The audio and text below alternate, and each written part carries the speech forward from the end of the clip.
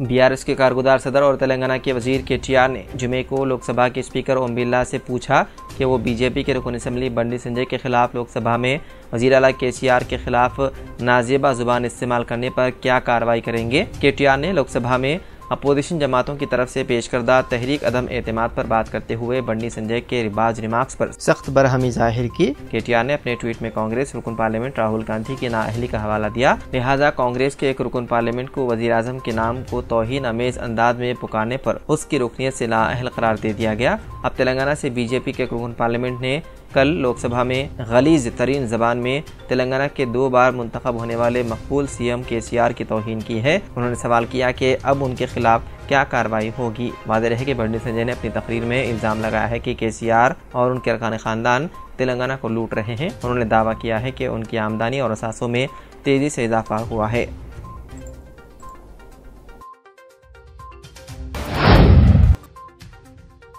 तमाम क़ियास आराइयों को ख़त्म करते हुए बीआरएस एमएलसी के कविता ने ऐलान किया है कि वो लोकसभा इंतखाबात में निज़ामाबाद हल्के से मुकाबला करेंगे। मुल्क में आम इंतखाबात आइंदा साल मुनक़िद होने वाले हैं। उन्होंने इस यकीन का इजहार किया कि आइंदा इंतखाबात में वो निज़ामाबाद के मौजूदा रुकन पार्लियामेंट डी अरविंद को शिकस्त देंगी। इस मौके पर उन्होंने मीडिया से बात करते हुए बताया है कि बीजेपी झूठे दावे करती है और बीआरएस हुकूमत के खिलाफ मज़मूम प्रोपेगेंडा कर रही है, जबकि बीआरएस ने निज़ामाबाद हल्के की हमाजहत तरक्की को यकीनी बनाया है। हुकूमत की काविशों की वजह से ही निज़ामाबाद में IT हब का क़याम अमल में आया है।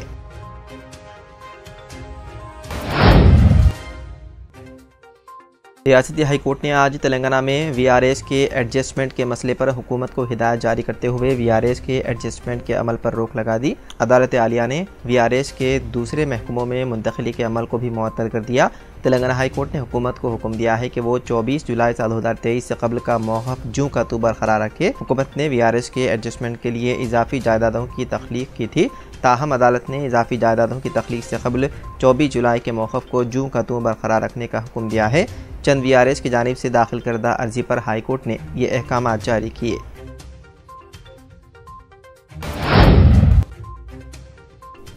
हैदराबाद में गुज़िश्ता रात एक चलती कार में आग लगने का वाक़या पेश आया। इत्तलात के मुताबिक एक कार मसाफ टैंक फ्लाईओवर ब्रिज के पास से गुजर रही थी कि अचानक इंजन से धुआं उठने लगा और कुछ ही देर बाद आग ने कार को अपनी लपेट में ले लिया। फायर ब्रिगेड के ज़राए के मुताबिक इस हादसे में किसी भी तरह के जानी नुकसान की इत्तला नहीं है। कार सवार महफूज बताए गए हैं। हादसे के बाद इस मसरूफ तरीन सड़क पर ट्रैफिक के निज़ाम में खलल पड़ा।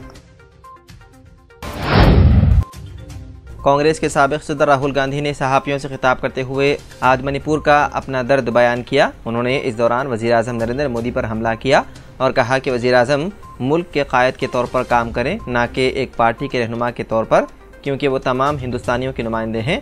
राहुल गांधी ने मज़ीद कहा है कि कल वज़ीर आज़म ने 2 घंटे 13 मिनट बात की और आखिर में 2 मिनट उन्होंने मणिपुर पर बात की, जबकि मणिपुर में महीनों से तशद्दुद जारी है, इस्मत दरी के वाक़यात हो रहे हैं, बच्चों को मारा जा रहा है। उन्होंने कहा कि वज़ीर आज़म पार्लियामेंट में हंस रहे थे, मुस्कुरा रहे थे और लतीफ़े सुना रहे थे और ये उनको ज़ेब नहीं देता।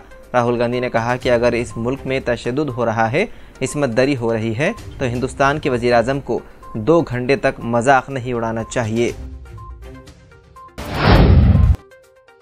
आज लोकसभा और राज्यसभा की कार्रवाई गैर मुअय्यना मुद्दत तक के लिए कर दी गई मुलतवी। पार्लियामेंट के मानसून इजलास की तकमील के साथ ही लोकसभा की कार्रवाई जुमे को मुलतवी कर दी गई। ऐवान की कार्रवाई 2 बार मुलतवी होने के बाद जब वो दोपहर 1:30 बजे अरकान पार्लियामेंट ऐवान में पहुंचे तो स्पीकर ओम बिरला ने कहा कि 17वीं लोकसभा का 12वां इजलास 20 जुलाई से 11 जुलाई तक जारी रहा। उन्होंने कहा कि कांग्रेस के गौरव गोगोई ने मानसून इजलास के दौरान हुकूमत के खिलाफ अदम एतमाद की तहरीक पेश की। इस पर 19 घंटे 59 मिनट तक बहस हुई। 60 अरकान ने बहस में हिस्सा लिया। तहरीक मुस्तरद कर दी गई। स्पीकर ने कहा कि इजलास में 20 बिल पेश किए गए और 22 बिल मंजूर किए गए। 50 सितारों वाले सवालात के जवाबात दिए गए। तमाम 20 सितारों वाले सवालात के जवाबात 9 अगस्त को ज़ुबानी तौर पर दिए गए। ऐवान में हुकूमत की तरफ से 50 बयानात दिए गए। सुप्रीम कोर्ट के कॉलेजियम ने गुजरात हाई कोर्ट के 4 जजों के तबादले की सिफारिश की है, जिनमें वो जज भी शामिल हैं जिन्होंने हाल ही में कांग्रेस लीडर राहुल गांधी के खिलाफ हतक इज्जत के मुकदमे में सजा मुअत्तल करने से इनकार कर दिया था। मोदी सरनेम हतक इज्जत केस में राहुल गांधी के खिलाफ ट्रायल कोर्ट की 2 साल की कैद की सजा को बरकरार रखने वाले जस्टिस हेमंत पराचक को बिहार के पटना हाई कोर्ट में मुंतकिल किया जाएगा। रियासत उत्तर प्रदेश में बीजेपी के एक लीडर को सरेआम फायरिंग करके हलाक कर दिया गया। ये वाक़या गुज़िश्ता शाम पेश आया। ज़राए के मुताबिक मुरादाबाद इलाके में बीजेपी लीडर अनुज चौधरी अपने भाई के साथ वॉकिंग कर रहे थे कि इसी दौरान चेहरे पर मास्क लगाए हुए 3 हमलावर मोटरसाइकिल पर पहुंचे और बीजेपी लीडर पर पीछे से फायरिंग कर दी। जैसे ही बीजेपी लीडर को गोली लगी वो नीचे गिर पड़े। उन पर मजीद 2 राउंड फायर किए गए।